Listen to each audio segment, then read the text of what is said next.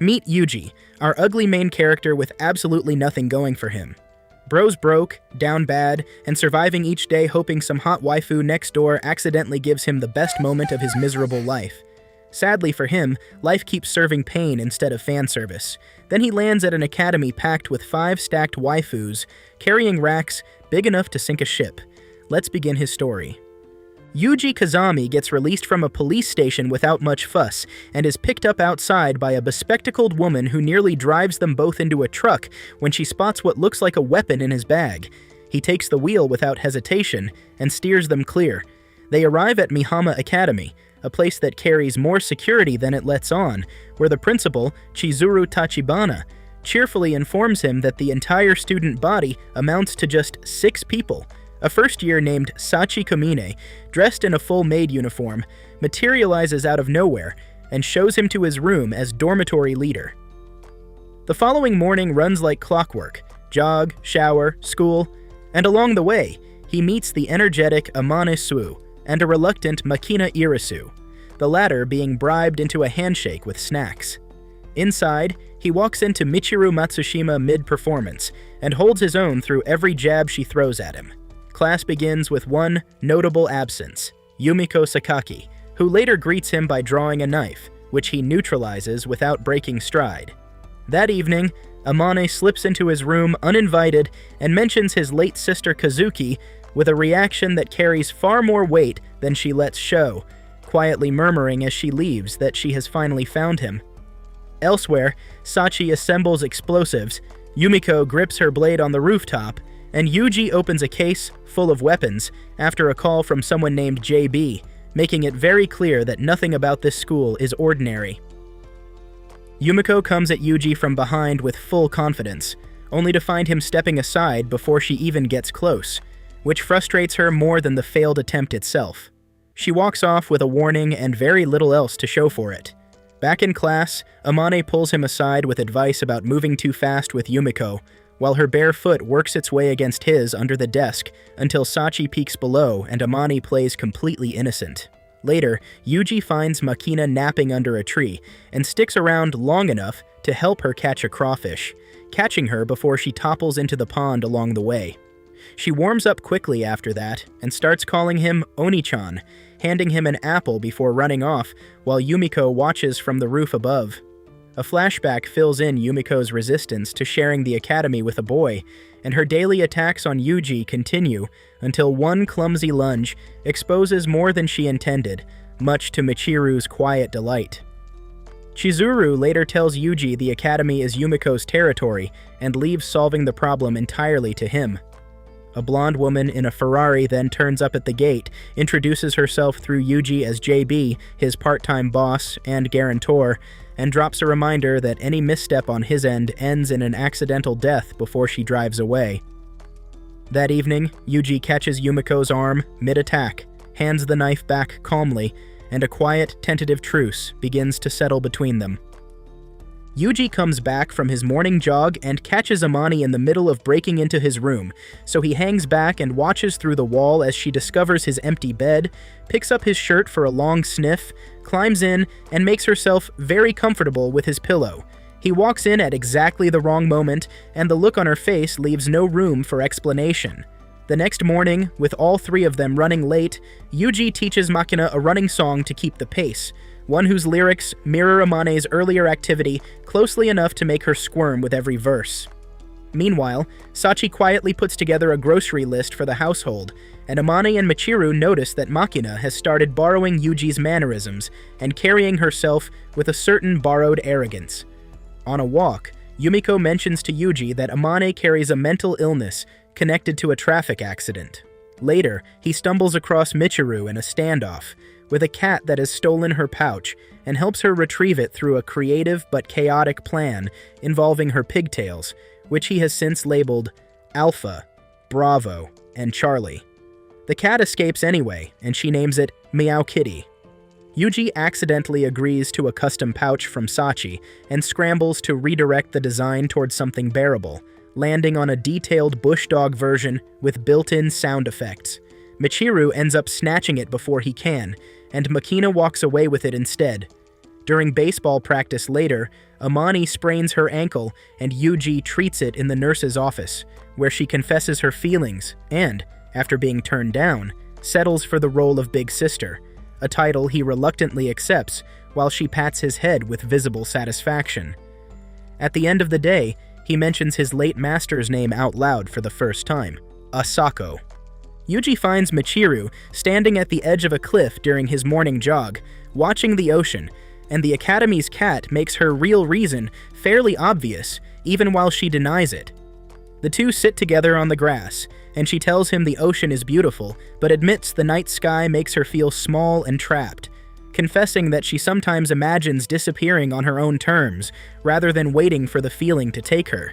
She asks him plainly what death feels like, and he tells her quietly that it is like a sleep with no end, before she asks him to bury her at that cliff if it ever comes to that. That night, a storm knocks out the power, and a scream tears through the dark, sending Yuuji upstairs to find Yumiko rattled and Michiru shuffling down the hall in the dark with bleach wrappers stuck in her hair, moving in a way that has Yumiko thoroughly unsettled. When the lights return, the situation sorts itself out. She had simply been mid-bleach the whole time. The following afternoon, Yuuji searches for Michiru twice, finding her first at the fountain looking like she is fighting herself, and then again at the cliff where something shifts in her entirely. Her eyes turn green, and she seems lighter, almost unrecognizable. She asks him why people work so hard to stay alive, kisses him simply to understand what it feels like, then says goodbye and walks off, steps directly into dog poop, and starts complaining loudly about irresponsible owners. Yuuji watches her and says that is exactly the Michiru he knows. Days later, while she is heading out with biscuits to make things right with Meow, who she has now officially renamed, a blood trail leads them both to the cat lying on the ground barely breathing. They stop a taxi and rush to a vet, and in the back seat, Meow coughs blood into her hand and passes away while Michiru holds him, completely devastated. Yuuji walks into Michiru's room and finds her collapsed on the floor with pills scattered around her. He puts one in his mouth to identify it, immediately spits it out, and carries her to the nurse's office, where Chizuru calmly confirms the dose will not kill her. The next morning, Michiru tells him she is fine, and Sachi cheerfully asks whether her tsundere mode is fully back online, which Michiru admits to with a laugh. Up on the school rooftop shortly after, Yuuji confronts the green-eyed version of Michiru directly and is told plainly that the real Michiru has sunk into a darkness she may not find her way out of.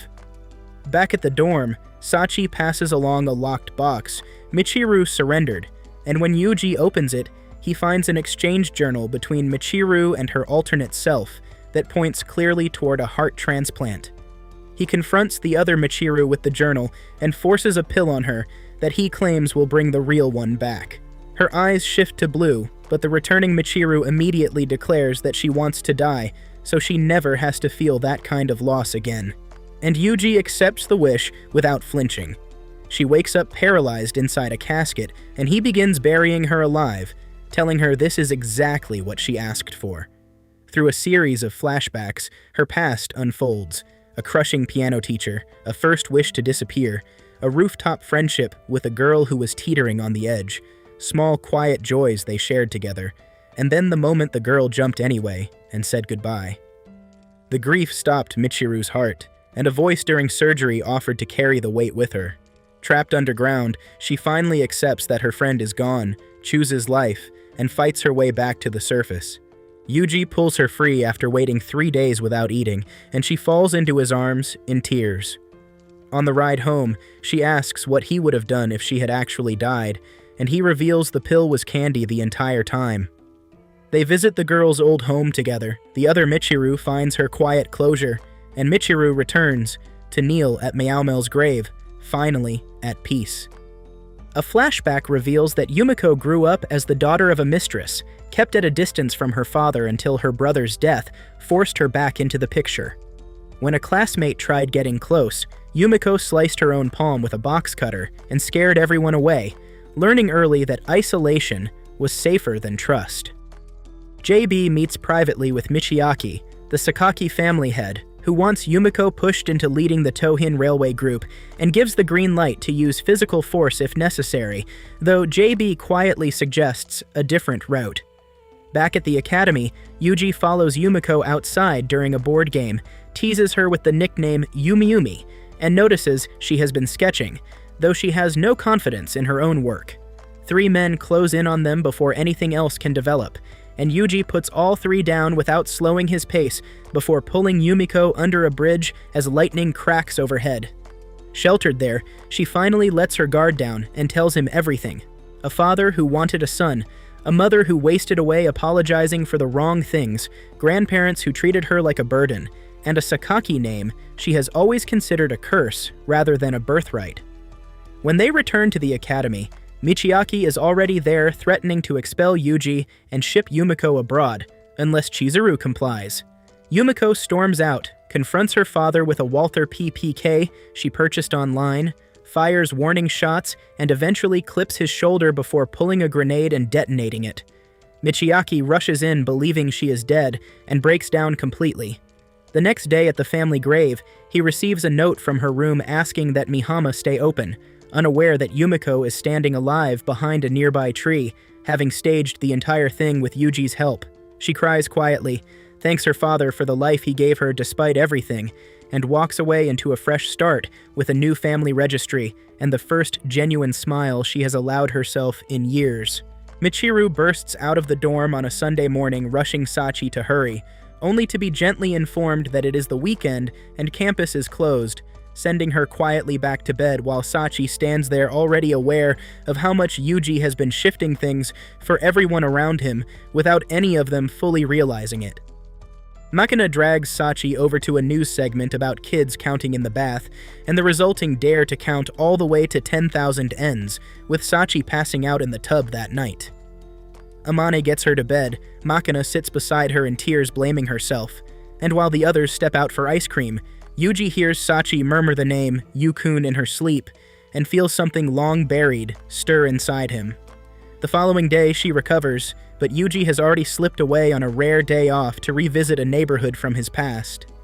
Back at the academy, a careless joke from Michiru about getting rid of exams lands badly when Sachi quietly agrees on her own, and the room falls completely silent.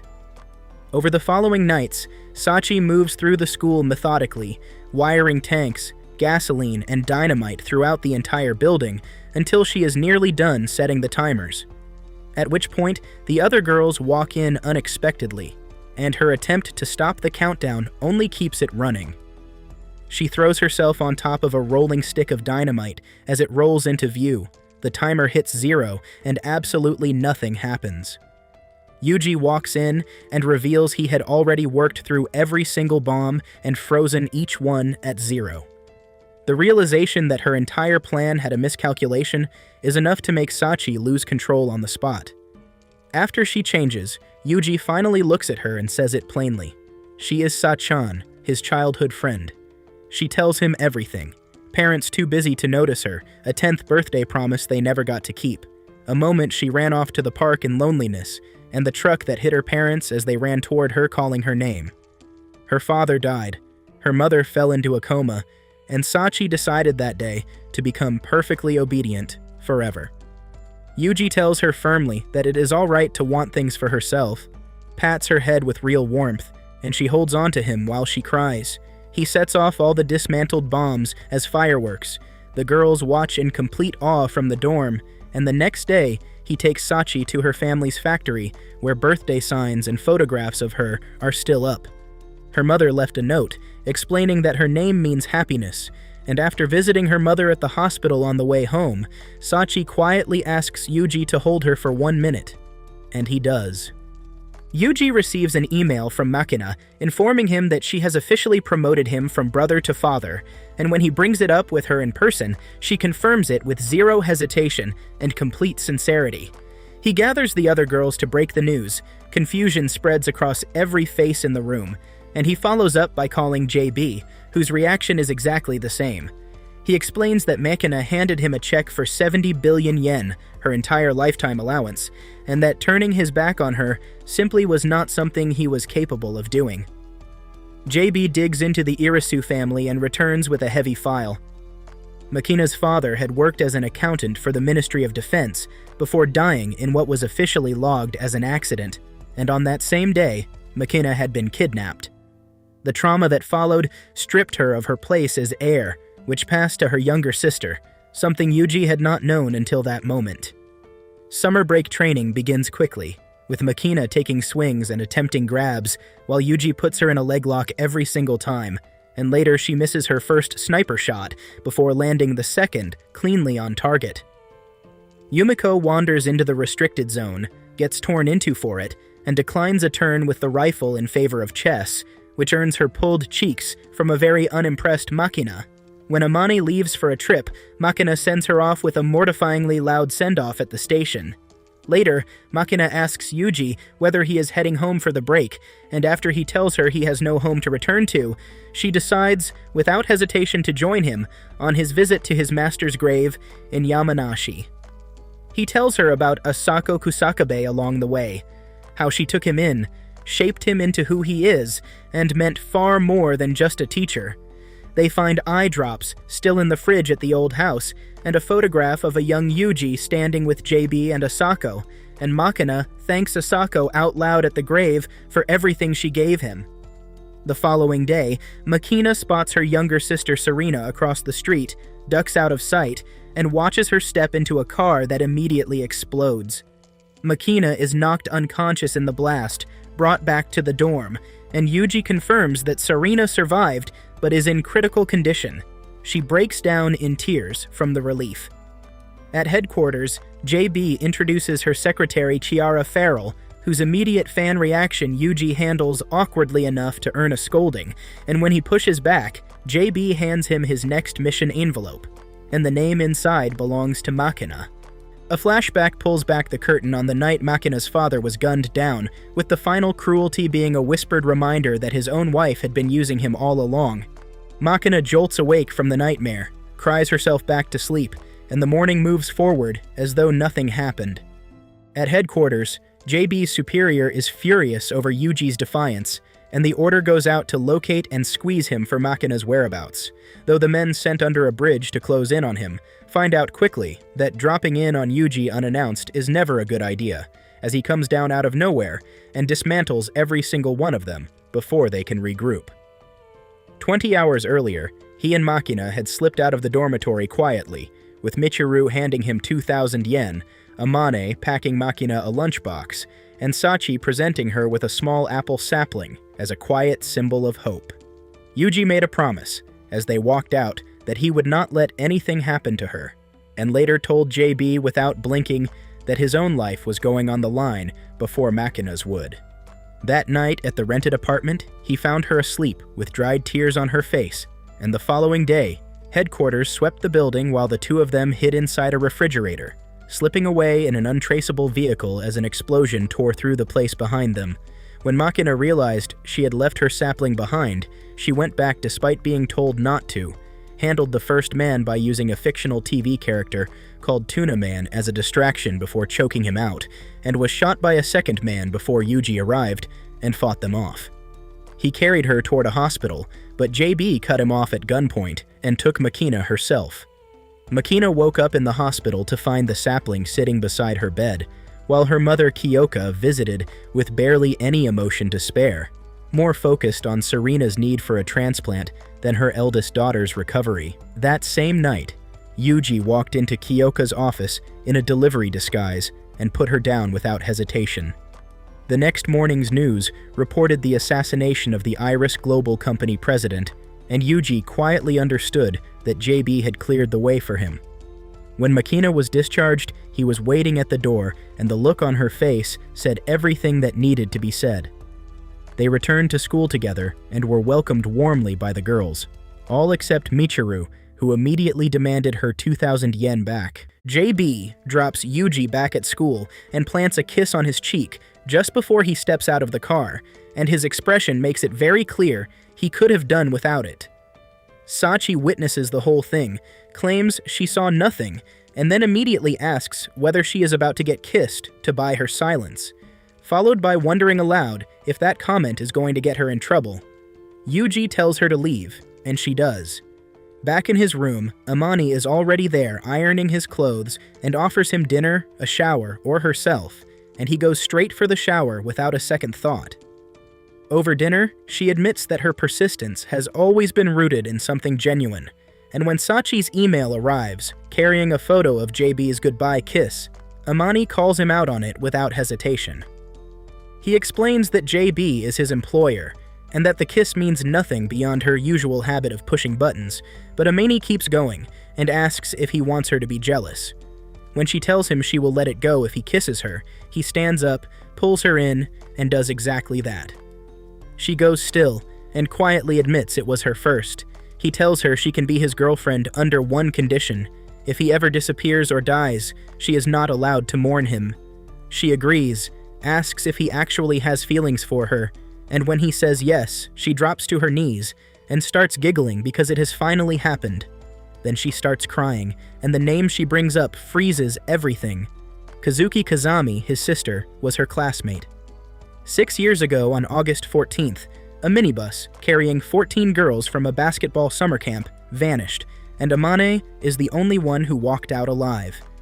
The event was recorded as the Takazono Academy minibus accident, and she had been carrying that secret beside him this entire time.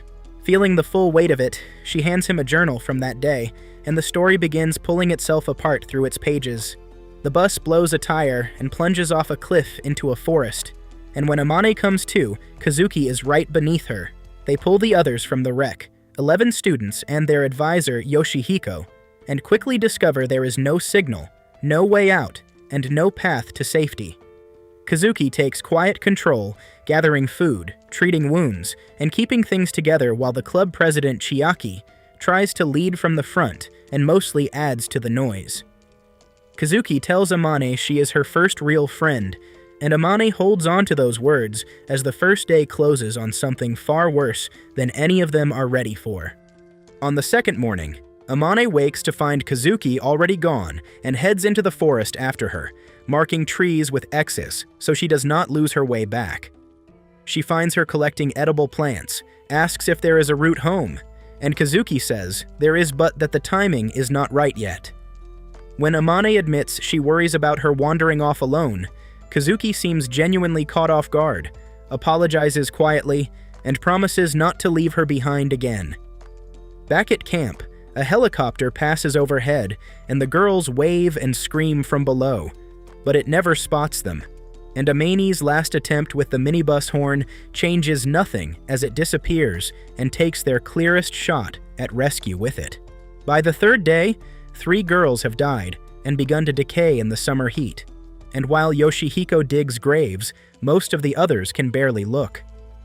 Out gathering flowers, Amane asks about Kazuki's brother, and Kazuki says she loves him deeply even though their family situation has always been complicated, before holding Amane while she cries and promising to get her home.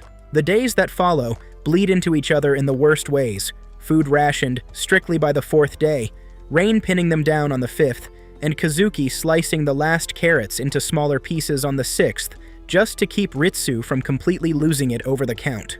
On the 7th day, Chiaki loses her temper at Tamaki for refusing to eat, and Kazuki shuts her down, sends her out, and quietly figures out that Tamaki has wet herself and is too humiliated to ask for help, asking Amane to boil water without spelling it out. On the 8th day, Kazuki pulls Amane aside in the forest and tells her plainly that she will protect her no matter what happens, then confesses her love and walks away, while Amane stands there unable to find a single word.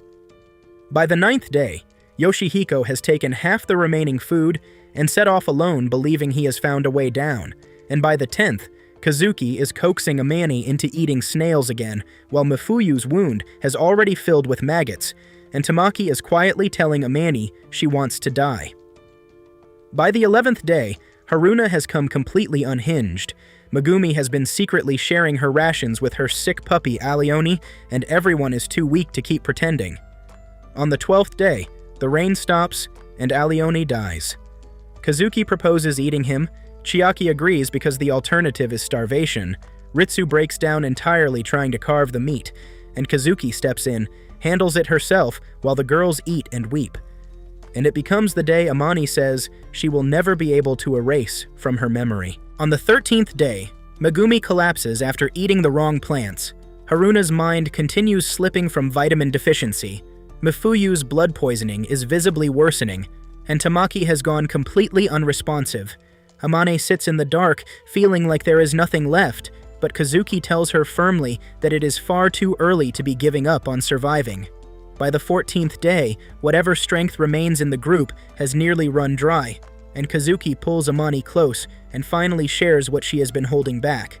Her brother's name is Yuuji Kazami, and if they make it out, she wants to introduce them. Then Yoshihiko comes stumbling back into camp, laughing in a way that makes it clear he has returned empty-handed and is no longer fully himself. That same day, Tamaki takes her last breath, and Amane is left carrying the guilt of how she had treated her before everything fell apart. The 15th day takes Mifuyu to sepsis and Megumi to a rope she tied herself, and while Yoshihiko buries another body, Saya loses her grip entirely and begins eating maggots from her own wounds. Chiaki cuts through the chaos by announcing that Yoshihiko has brought back a deer, and everyone eats from it except Kazuki, who quietly warns Amane it could carry hepatitis, prompting her to pass her share to the others without question. That night, Kazuki shakes Amane awake, and they both watch Chiaki and Yoshihiko slip into the forest together, at which point Kazuki makes the call. They run. Hiding in the dark, Amane sees Yoshihiko with Chiaki, and then she sees a hand on the ground she recognizes. The meat was never deer. It was Megumi's body. She stumbles trying to get away, makes a sound, and Chiaki sends Yoshihiko after them. They run hard through the forest. Kazuki knocks him down with a bag, and they push deeper into the trees. When Amane falls and reaches for a way to end it herself, Kazuki stops her hand and makes a decision. She is staying behind so Amane can get out, and she will not hear any argument about it. She presses food and a hand-drawn map into Amane's hands, orders her to run and never look back, and faces Saya and Ritsu alone as they close in, pulling the cast from her broken arm. 4 days later, Amane is still moving, still refusing to eat the sweets Kazuki gave her, watching her own hair fall out but refusing to stop until she spots a car through the trees, drags herself forward, and collapses into a cabbage field, finally alive, finally out. Yuuji and Amane work through the forest, using the map, until they reach a cluster of rocks marked with an X, and after digging down, he pulls out a buried container holding a knife and a note written by Kazuki. The note explains that the deaths had been caused by illness, traced back to Tamaki's skin disease and a toxic soup the group had consumed, and that Amane had survived only because Tamaki's condition had indirectly kept her from drinking it, with Kazuki's final request being that Amane look after Yuuji. Whether Kazuki is alive or dead remains unanswered, but at the memorial stone, Amane finds a marker revealing that a 3-hour detour to the highway had existed the entire time. She prays for her lost classmates and thanks them rather than asking to be forgiven, and Yuuji spots Chiaki Sakashida's name on the stone and quietly connects it to the man he had met the previous day. As they prepare to leave, a call comes through that turns out to be Keiji Sakashita, Chiaki's father, who has taken the girls hostage inside a classroom at gunpoint. An hour earlier, he had walked into the dormitory, asking for Amane, and, upon learning she was out with Yuuji, drew his shotgun and took everyone captive. Sachi had managed to leave her phone on so Yuuji could listen in, but Keiji caught Michiru holding hers and fired at a window to make his intentions clear. Yumiko kept a hat pulled low throughout, to stay hidden, since she was still officially dead on paper. Yuuji called JB for backup, but made clear the police could not be involved without exposing Yumiko, and when forced entry was ruled out, he laid out a plan to take a sniper shot from the lighthouse across from the school, threading it through the second urinal in the third-floor boys' bathroom. JB called it impossible, and Yuuji reminded her it had been done before, 4 years ago, and she gave him the window. Using Morse code from the lighthouse, he signaled Makina with instructions, and she played her part perfectly until Keiji struck her for hesitating, and Michiru accidentally headbutted the fixture and knocked herself out cold. When Keiji finally forced Amane inside, tied her up, and drank the bottles of water she had brought him on Yuuji's instruction, he blamed her directly for what happened to Chiaki and gave her a choice between her own life and her friends. She chose herself without flinching, and he beat her before dragging her toward the bathroom, where the moment he stepped into the firing line, Yuuji pulled the trigger and hit him clean in the shoulder. Amane grabbed the shotgun, JB's team moved in immediately, the girls were freed, Michiru quietly processed what had happened to her, and Keiji was taken into custody. Amane apologized to everyone, and her friends refused to let her carry it alone, and when Yuuji walked back in, the relief in the room was immediate. 1 year later, somewhere near Yonaguni Island, police are chasing 2 men on a speedboat, one firing a rocket at a ship and helicopter, while the other sits quietly, opening a music box and eating chocolate.